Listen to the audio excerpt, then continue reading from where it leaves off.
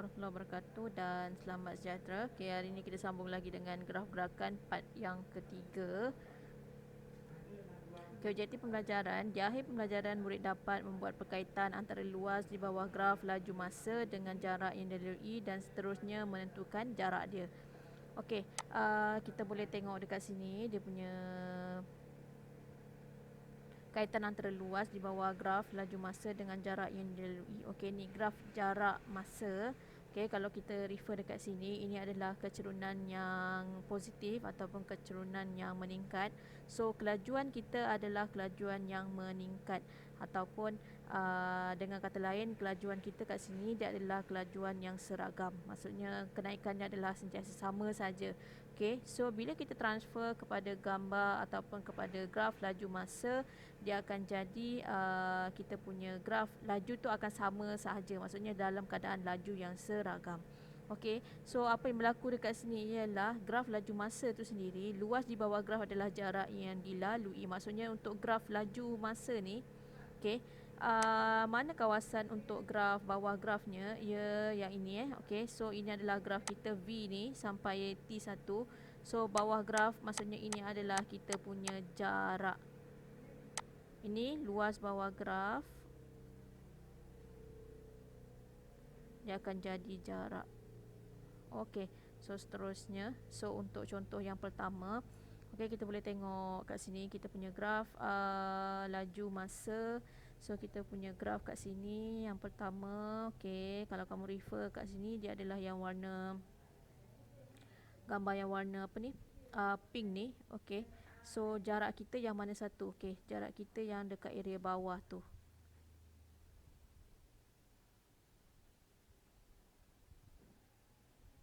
Okay, maksudnya kita akan dapat ini adalah bentuk yang pertama. Okay, ini bentuk pertama. Ini adalah bentuk A. Okay, yang kedua.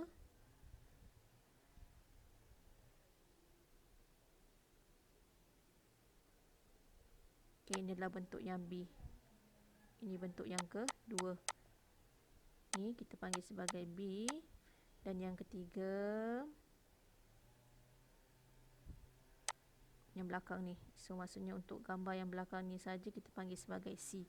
So apa yang kita kena buat dekat sini ialah A tambah B tambah C. Okey, untuk A dia adalah bentuk segitiga. So luas segitiga formulanya ialah 1/2 darab tapak darab dengan tinggi. Okey, so untuk yang ini, kalau untuk yang A kita akan tengok dekat sini. Ini adalah tapak kita, nilainya adalah daripada 2 nak pergi ke kosong ni. Okey, berapa panjangnya? Kita kena buat 2 tolak dengan kosong. So dapat 2 kat sini. So tinggi yang ini pula, yang nombor kat sebelah sini. Boleh tengok, boleh refer yang dekat belah sini, iaitu nombornya adalah 60. So 1/2 darab dengan 2 darab dengan 60. Okey, so seterusnya bentuk B. B adalah segi 4. Segi 4 senang saja, formula adalah panjang darab lebar. So panjang bawah ni 6 tolak dengan 2, kita dapat 4. Yang panjang ni pun sama, dia still lagi 60. So kita kena buat 4 darab dengan 60. Okey, tambah lagi dengan C. C belakang dia adalah bentuk segitiga. Kita akan pakai formula segitiga.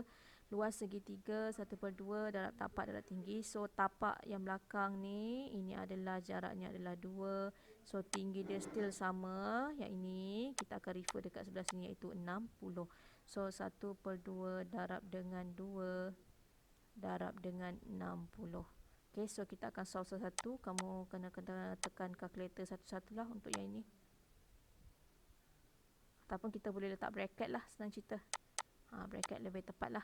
Okey, so untuk yang pertama ni jawapannya adalah 60 tambah dengan 240. Belakang kita akan dapat 60. So jawapannya akhir kita adalah 360. So 360 kita akan ambil km. Tulis boleh, tak tulis pun tak apa. It's okay, tak ada masalah. Okey. So seterusnya kita sambung. Okey, seterusnya untuk contoh yang kedua, luas bawah graf sama juga macam tadi. So kita akan refer kepada yang warna pink ni. So kita akan ada bentuk yang ini, bawah graf. Okey, kita akan fokus kepada bentuk yang pertama. Ini adalah bentuk segitiga. So, ini kita panggil sebagai A. Ini adalah bentuk segi empat. Kita panggil sebagai B. Dan akhir sekali, ini adalah bentuk yang ketiga. Kita panggil sebagai C, iaitu trapezium.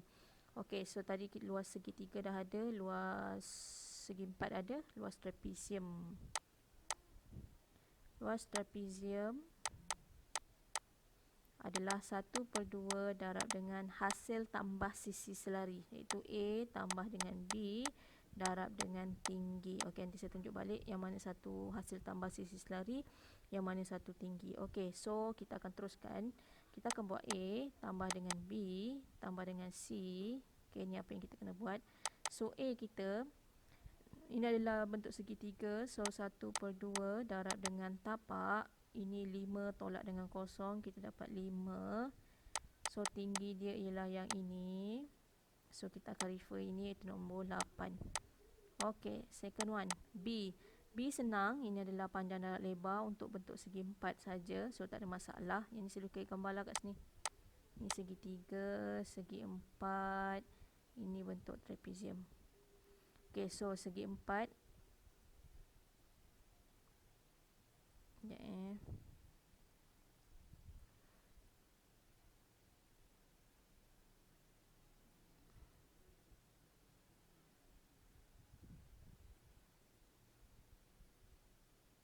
Okey, bentuk segi empat. Segi empat kita ada 5 pergi ke 10 kat sini, ialah 5.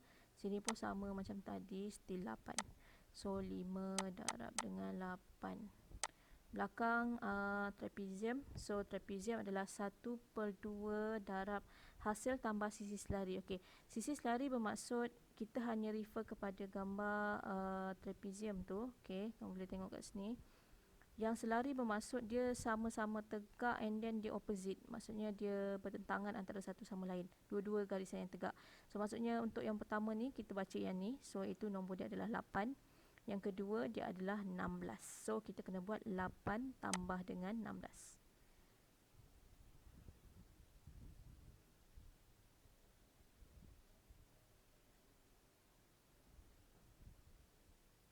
Okey, mana kita nak dapatkan tinggi dia? Tinggi tu bermaksud yang tegak. Yang tegak yang lawan dia.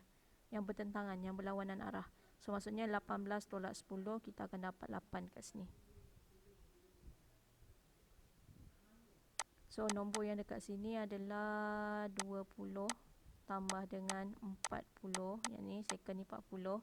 So yang ini kita akan dapat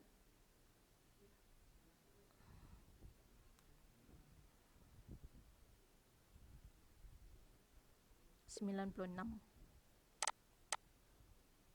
So jawapan akhir kita adalah 156. Dalam apa? Dalam kilometer. Kenapa kilometer saja? Sebab soalan minta jarak saja. Okey, so untuk hari ni tu saja. Sekian, terima kasih.